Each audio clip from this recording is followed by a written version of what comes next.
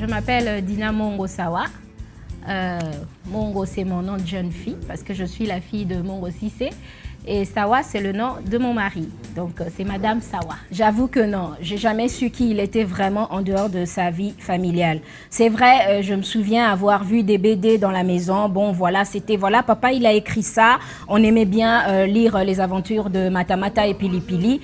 Et Monsieur Hergé est même venu ici au Congo. Il était devenu tellement proche de lui qu'il s'est permis de venir au Congo et il a habité dans la maison familiale, vous imaginez, je me souviens, c'était encore à Ngiringiri, hein, Monsieur Hergé.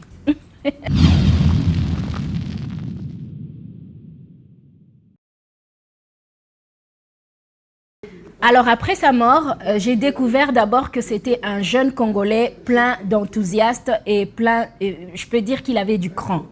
Il avait du cran parce que j'ai vu dans les années 70, il était parmi les tout premiers à vouloir contacter un certain monsieur Hergé. Monsieur Hergé qui était en Belgique. Vous imaginez à l'époque comment les Noirs étaient vus par rapport aux Blancs, si je peux le dire.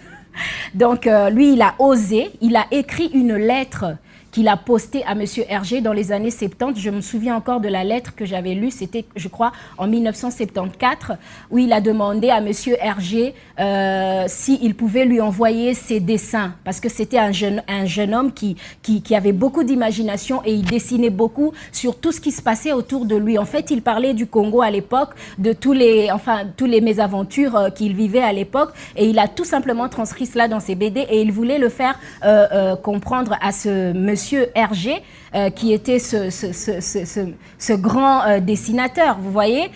J'ai découvert cela, je me suis dit, mais quel jeune homme plein de talent était-il? Alors j'étais vraiment impressionnée par ça. Je me souviens encore de cette lettre comme si c'était hier. Et j'ai vu que monsieur Hergé lui avait répondu. Et ça, c'est quelque chose d'extraordinaire. Donc il lui avait répondu à cette lettre et c'est comme ça que leur relation a commencé. Et depuis, ça ne s'était plus jamais arrêté jusqu'à la mort de monsieur Hergé, bien sûr. Non.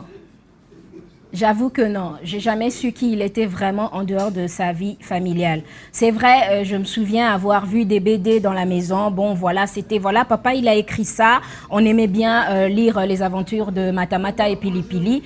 Mais moi, par exemple, je ne savais pas que mon père était un des premiers. Enfin, je veux dire, c'était le professeur à l'Académie de Beaux-Arts. C'est lui qui avait introduit la BD. À l'Académie de Beaux-Arts. Vous imaginez un peu, et moi je ne le savais pas, parce que j'ai fait l'Académie de Beaux-Arts aussi, j'ai fait la décoration intérieure, mais je ne savais pas que mon père, c'était celui-là qui avait introduit ce qu'on appelle la BD aujourd'hui à l'Académie. Aujourd'hui, si nous partons à l'Académie de Beaux-Arts, chez ceux qui font de la pub, ils utilisent la BD pour exprimer leur publicité. Vous voyez, et tout ça, c'est mon père qui a emmené ça. Et c'est là où j'ai vu que c'était quelqu'un de tellement grand. Mais je me suis dit, mais il aurait pu faire plein de choses encore.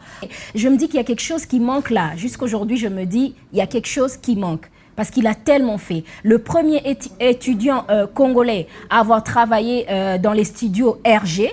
Et monsieur Hergé est même venu ici au Congo. Il était devenu tellement proche de lui qu'il s'est permis de venir au Congo et il a habité dans la maison familiale, vous imaginez. Je me souviens, c'était encore à Ngiringiri, hein, monsieur Hergé.